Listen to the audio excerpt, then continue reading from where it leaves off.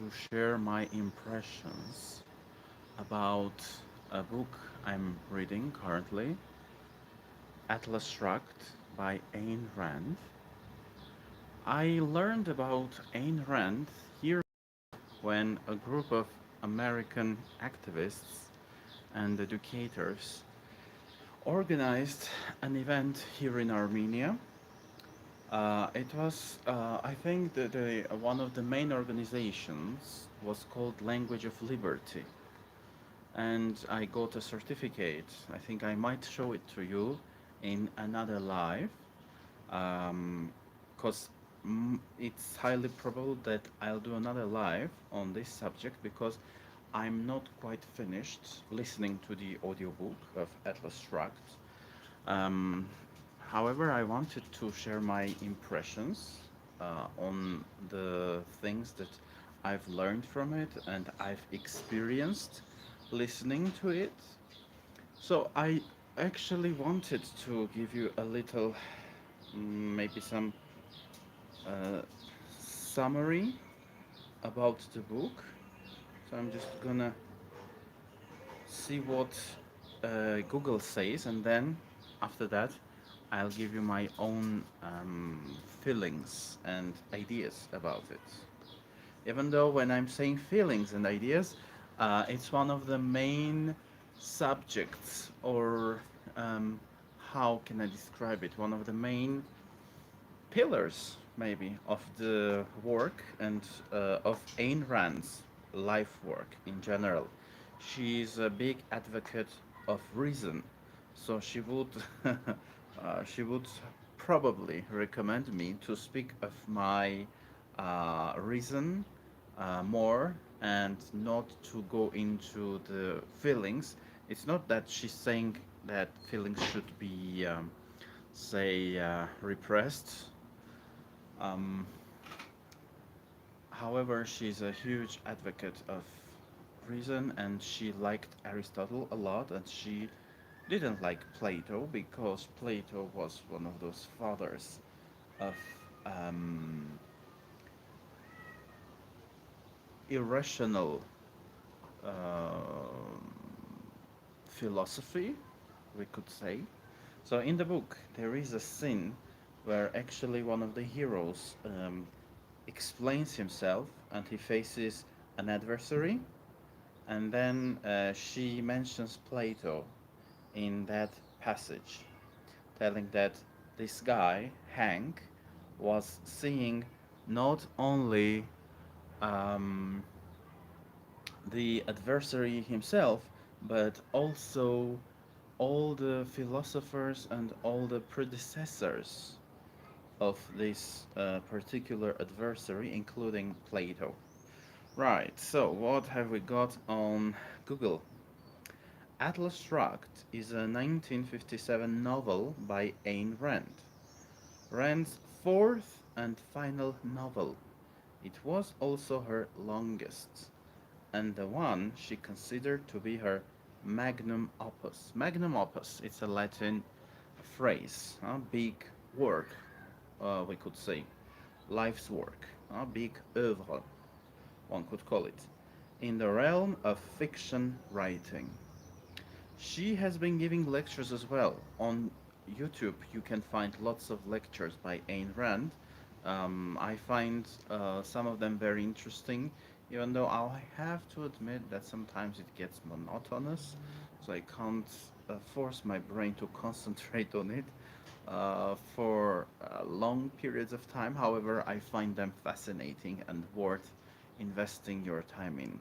Um, right, so that's it. Mm, well, we can go through Wikipedia later about this oeuvre or this mm, work. So what I really loved about the book is actually I created an initiative. I live in Armenia, and we are in turbulent times. In 2018, we've gone through a revolution. It was a Velvet Revolution. However, a lot of us, including myself, find ourselves mm, disappointed about lots of things, like some of the promises the revolutionaries gave us are not yet fulfilled. So then we had war with Azerbaijan last year in 2020, and we lost the war actually. And currently, there are forces that advocate for revenge and a new bloodshed. So, as a hedonist, cosmopolitan, individualist, I find it highly dangerous, and I don't want to take part in any uh, milit- military action or militarism in general. And the country has been moving towards militarism for a while. So I created my own initiative because the politics have been so repressed in Armenia. Before 2018, we had the Republican Party that has been ruling the country for about 25 years. All the elections have been fraudulent. Um, in 2008, we had a bloodshed in the capital of Armenia, here in Yerevan, because we protested the results of the elections, and they were not. They were filled with frauds and violence. So, for 25 years, real politics has been oppressed. All the individuals that have tried to do something were either persecuted or bought into the system or chased away. So then, because of that, after 2018, we mainly have two sides, like the novel or new forces, which are highly incompetent in a number of uh, areas, and the former ones, which are not only incompetent but also very corrupt and very violent. And we are fed up with, especially the former ones, the Republican Party and their satellites that try to come to power. However, we are also dissatisfied with the current ones, even though they have done uh, some good deeds, like some negative changes, yes, they have happened.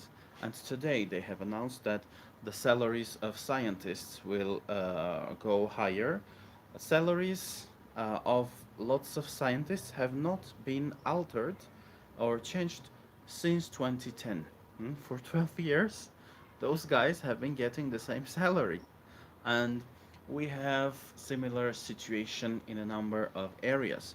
So yes, these new guys are trying to do some things. On the other hand, the old constitution has not been changed, even though we all hate it, even though the current prime minister Nikol Pashinyan has been criticizing it. It's still the same constitution, even though 3 years have passed since the revolution, since the Velvet Revolution, and we still don't have real like judiciary system, independent courts. We don't feel safe because all the judges are the old judges, and the new government refused to go through the process called vetting that would uh, allow the judiciary system to be renewed. So, amidst all of this, just a second, I'm going to change something on YouTube. It may cause the. Yeah, okay, it works. Yeah. So, amidst all of this, I myself created a movement. It's just an initiative. I called it Hedonistic Stoic Party. It's an individualist party that doesn't believe in the causes, like for the sake of the people, for the sake of the nation, for the sake of the economic growth, as we are being told right now. Currently, this government is advocating for sacrifices in the name of economic growth. For instance, we have like 5 days of 5 days of holiday in the beginning of January, and they are trying to raise it away telling that we are too lazy, we need to work, etc. So the individual is being oppressed in the name of economic growth. Before that, the oppression was in the name of the people, in the name of nationalism, in the name of Greater Armenia, because we've been into war with our neighboring Azerbaijan for over 30 years. So it's going on, and Ayn Rand, amidst all of this, is a breath of fresh air, actually. I'm lots of things that she's saying resonate with me because I'm talking about the same thing, that the individual shouldn't be sacrificed or oppressed in the name of whatever it is. See, we had Christianity that has been oppressing us, telling us that this world is futile, it's full of sins, you shouldn't live freely because there is heaven. So, sacrifice your life today, suffer, and obey the church in the name of heaven. Mm? Then, Armenia was part of former USSR, which collapsed and doesn't exist, but in USSR, people were told to sacrifice their lives in the name of socialism, in the name of communism.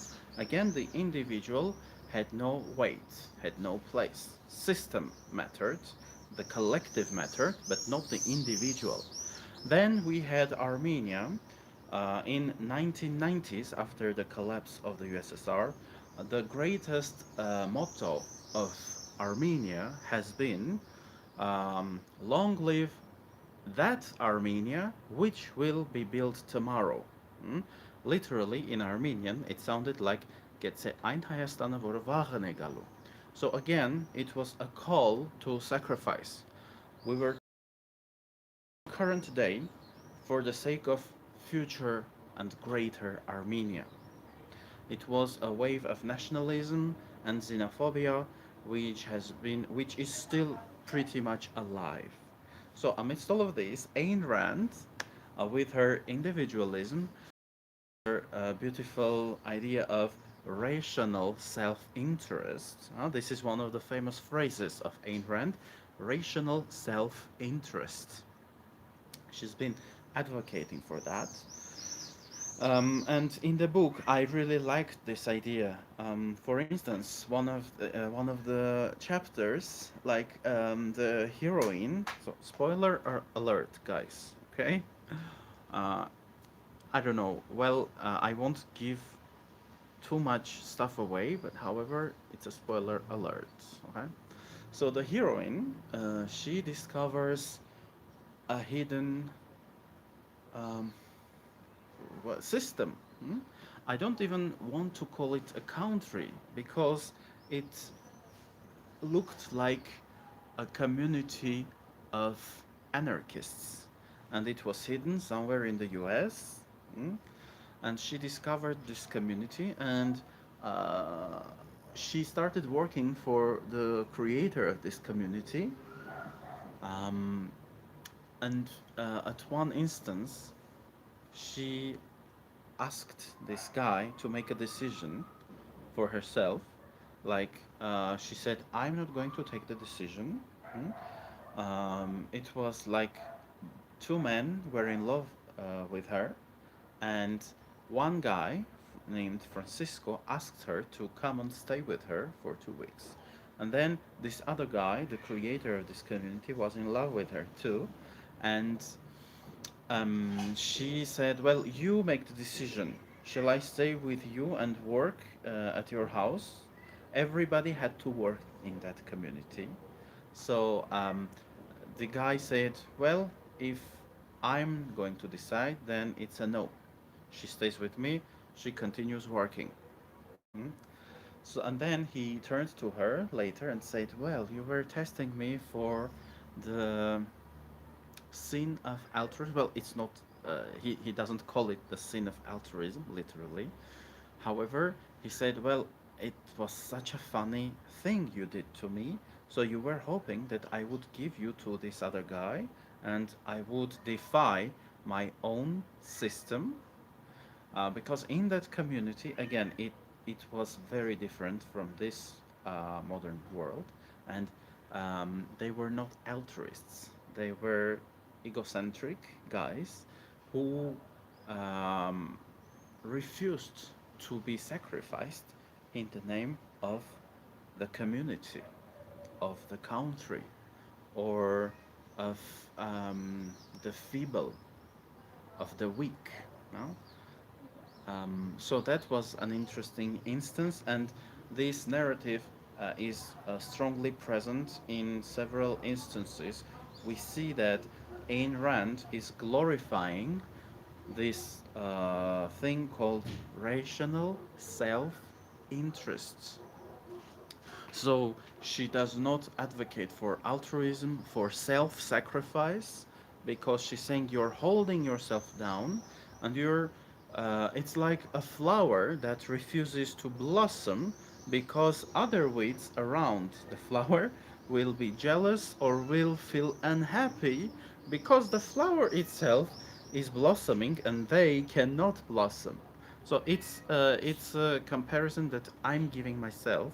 It's not present in the book itself, but this is the idea that she's trying to convey in my experience of the book. She's saying when the society, the religion is trying to tell that you have to oppress yourself and the stronger guys need to be held down by taxation, by social values. She's saying it serves only to the cause of corruption and destruction. Nothing beautiful will be born out of that type of altruistic system, which hates success and which advocates for the weaker. So again, I insist that you go through the audiobook yourself and don't make um, any conclusions based on solely my opinion. And actually, in the book, there was this very advice, this same piece of advice given to one of the main heroines, Dagny. I like her character a lot in some ways. She would be called a cold woman. There was another word they would use. Um, what was it?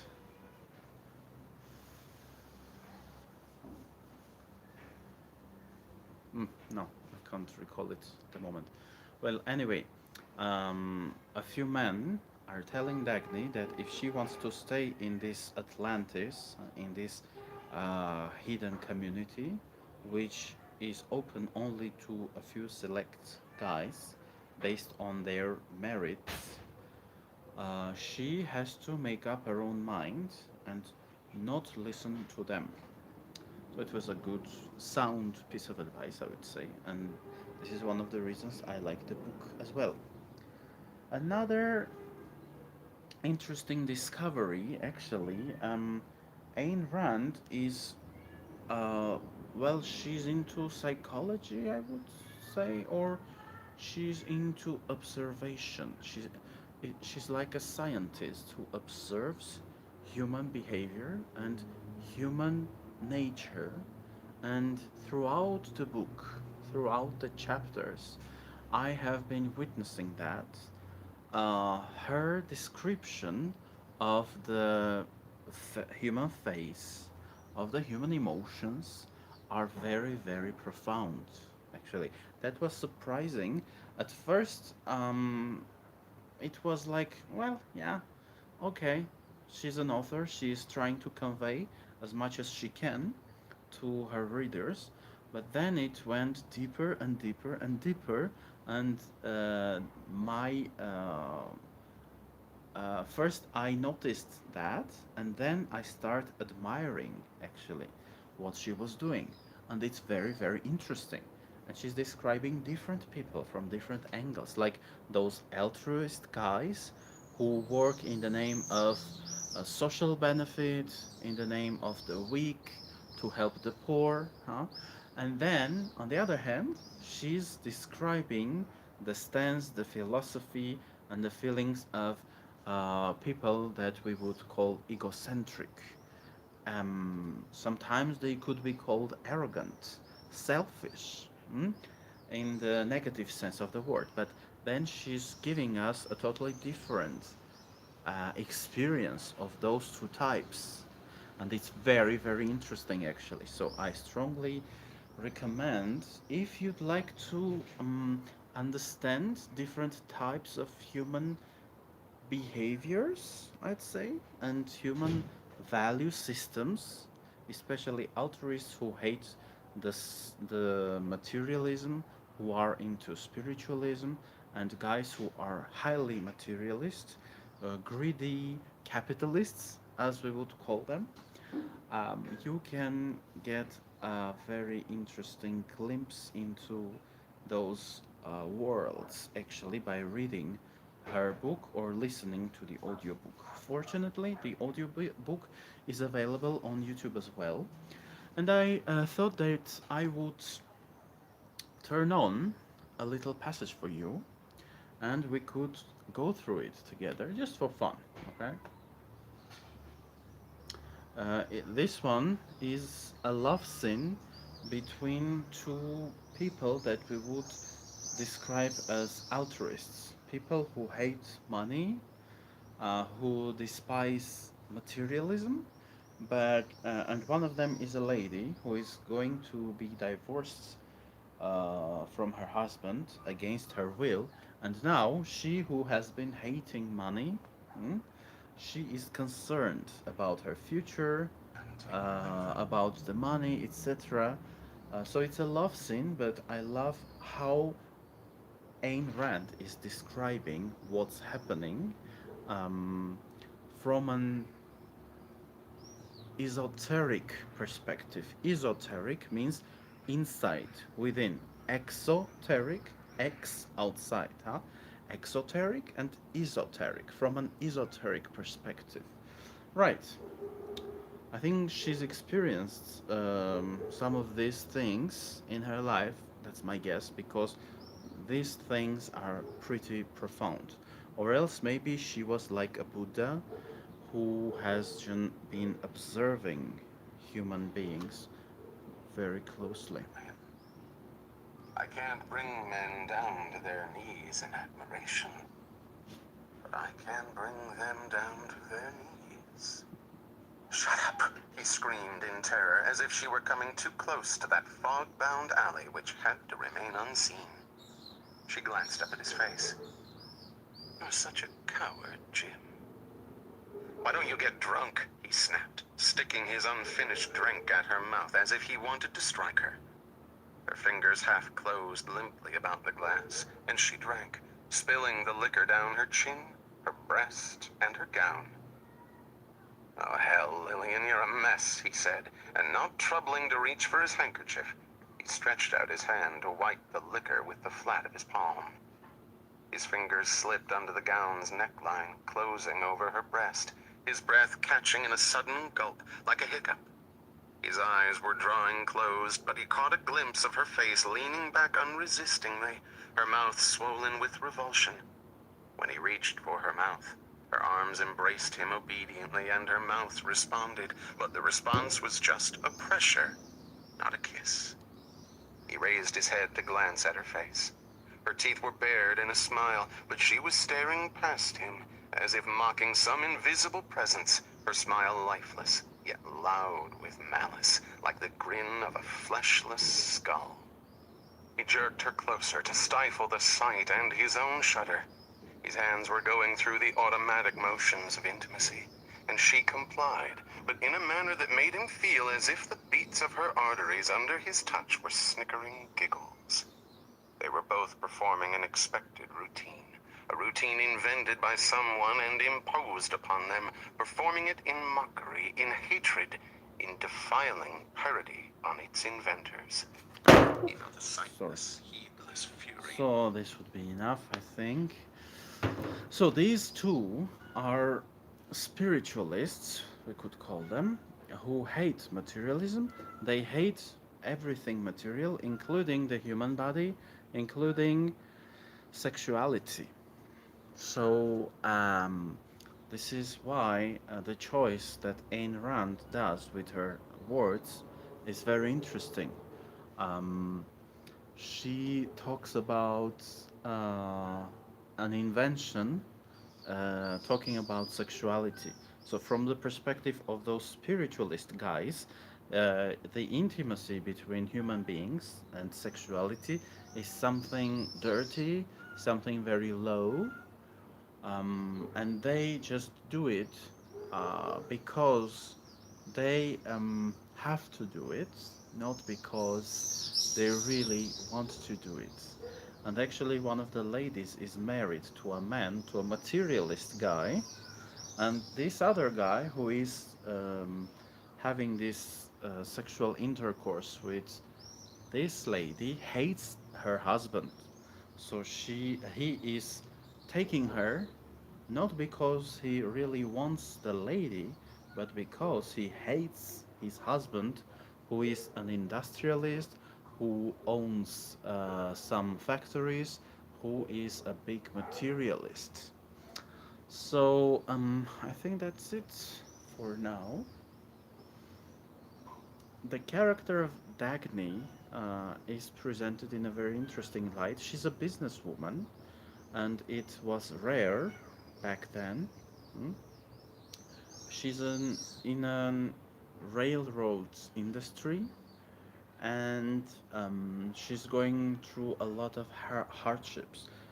Um, so, yeah, I don't want to give away too much, but I'd say that the novel has been written in an era where socialism and the ideas of brotherhood for all the mankind at the expense of individuals and businessmen were very widespread.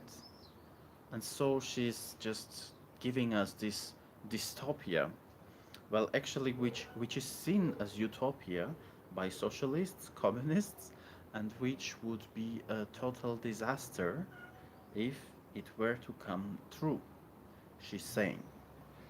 And so this work has lots of layers: political, ideological, psychological, well, in some ways, sexual, mostly heterosexual, philosophical. Did I mention the word philosophical? I can't recall, but yeah, it's a very, very rich oeuvre, and it's very, very long, actually. It consists of 8 parts on YouTube, and each part is between 6 and 8 hours long. So uh, you will get a very sweet treat if you decide to dive into this world of Ayn Rand's, and it will take you well, between a few days and a few weeks to go through the whole work. So yeah, it's like a good series actually. I've done another live on a series like Great New World, something very beautiful, something I really love. Um, so this is similar, and they actually I've seen that the movies are out, so I'll go through the movies after, or maybe while reading the audiobook. I'm not sure yet. All right, now maybe a few notes from Wikipedia, and then we'll be done. We will call it a day, as they say in English. So Atlas Shrugged includes elements of science fiction, mystery, and romance, and it contains Rand's most extensive statement of objectivism in any of her works of fiction. I think Ayn Rand invented this um, movement of objectivism herself, actually. It's a philosophical system, yeah, developed by Russian American writer Ayn Rand. She actually ran away to the US from USSR, all alone, leaving everything behind. Mm? So she experienced socialism in its worst form in the USSR, one could say, because she really hates it, and she because she has seen what it can turn into. Right. So yeah, she's the creator of this movement, objectivism. Right. The theme of Atlas Shrugged, as Rand described it, is the role of man's mind in existence. Yeah, she discusses that actually throughout the book. And we could call some people the enemies of reason, like the socialists who believe in spiritual values, in abstract things. Hmm. The book explores a number of philosophical themes from which Rand would subsequently develop objectivism. In doing so, it expresses the advocacy of reason, individualism, and capitalism, private property, ownership, and depicts what Rand saw to be the failures of governmental coercion. Yeah. A lot of it is there, actually. The book depicts a dystopian United States. So, utopia is a beautiful or good place, literally. Dystopia is a terrible place, like the world after apocalypse or the world that collapses. Hmm? Dystopia. So, the book depicts a dystopian United States in which private businesses suffer under increasingly burdensome laws and regulations. Railroad executive Dagny Taggart and her lover, steel magnate Hank Reardon, struggle against looters who want to exploit their productivity. Yeah, that's about it. So this is one of the words that we come across in the book several times. Looters. I wanted to mention three words to you. Maybe this would be new to you, so you can go ahead and check their meanings on Google or maybe some English dictionaries like Merriam-Webster's, etc. So I just pronounce them and I won't write them because this is a discussion for the speakers of English who have an advanced level, B2 or C1. So she uses the word looters lots of times, often. We come across the word alms, alms, looters, and actually moochers is another word. Moocher, moochers. Right, but I think there was another word. Alms, moochers, looters. Well, yeah, okay. Um, so, yeah, Dagny and Hank discover that a mysterious figure called John Galt is persuading other business leaders to abandon their companies and disappear as a strike of productive individuals against the looters. The novel ends with the strikers planning to build a new capitalist society based on Galt's philosophy of reason and individualism. Right. Atlas Shrugged received largely negative reviews after its 1957 publication, but achieved enduring popularity and ongoing sales in the following decades. After several unsuccessful attempts to adapt the novel for film or television, a film trilogy based on it was released from 2011 to 2014. Trilogy, it's a nice word. Three, consisting of three parts. The book has also achieved currency among libertarian and conservative thinkers and politicians. Well, that's debatable, but libertarians, yeah, I would say so. Conservative, yeah, we could see why.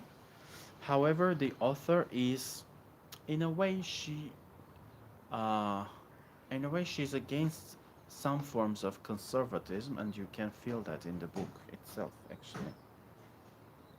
Yeah, reception. Let's see about the reception. Oh, Atlas Shrugged debuted at number 13 on the New York Times bestseller list 3 days after its publication. It peaked at number 3. It peaked at number 3 on December 8, 1957, and was on the list for 22 consecutive weeks. Wow. By 1984, its sales had exceeded 5 million copies. Yeah, I think that's enough. I think that's quite enough. Yeah, right. That's it.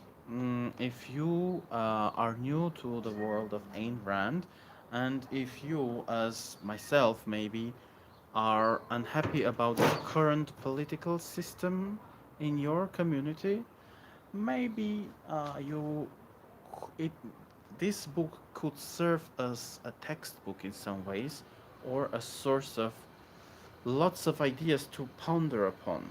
So I would strongly recommend to go through it, especially if you feel dissatisfied or abandoned by your political system, by your government, or are unhappy about how the society works in general. Um, this can be a source of a lot of ideas to think over. Have a great day. See you. Alright, YouTube. Oh, YouTube doesn't want me to end the live.